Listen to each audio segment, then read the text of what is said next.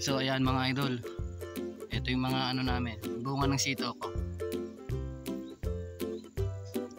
Harvestin na natin yan mga idol. Ito yung unang na-harvest ko yun. Ramgosid yan mga idol. Ito, harvestin na natin.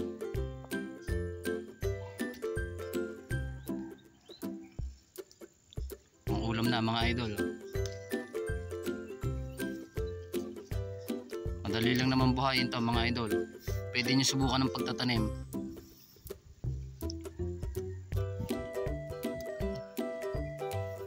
January ko pa tinanim to eh.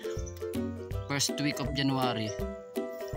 Tapos ngayong last week ng February siya namunga. Yan. Dito muna yan.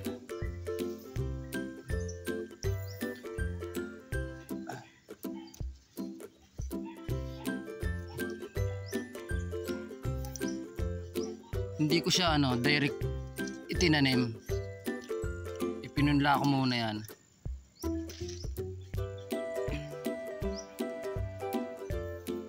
Ito pwede na din to mga idol. Susundutin lang yan ng mga insekto.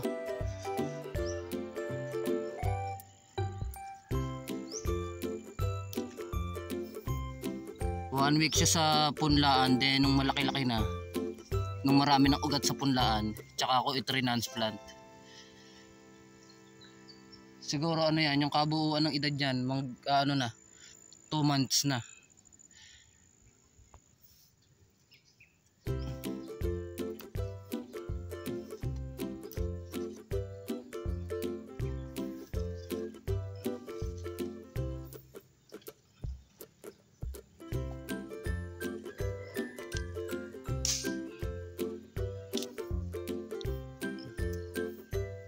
Pwede nyo rin subukan ng pagtatanim nito mga idol. Kung wala kayong punlaan nito is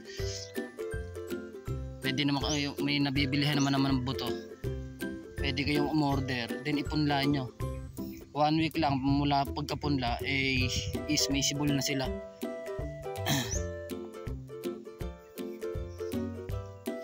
Mayapakan natin yung baging na upo. Ito pa mga idol. Ito mga idol, punla na yan. Hindi naman F1 to or hybrid, kaya magandang ipunla yan.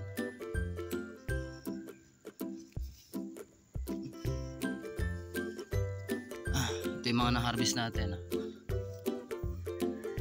Marami-rami na mga idol. Pang isang luto na yan. Pang adobo. 45 days after transplanting, nagsisimula na siyang mamulaklak.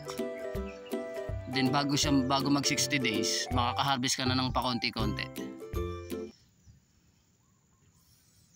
Ramgosid to mga idol. Hindi siya F1 or hybrid. Ayan, hanggang dun yung puno niya sa dulo mga idol. Then ito. Hindi lang sila masyadong nakaganda ngayon dahil sobrang init. Kailangan talaga ng patubig pag naghahalaman ka. Hindi yung basta dilig-dilig lang. Nai-stress yung halaman sa sobrang init.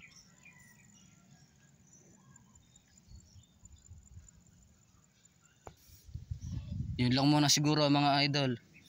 Thanks for watching.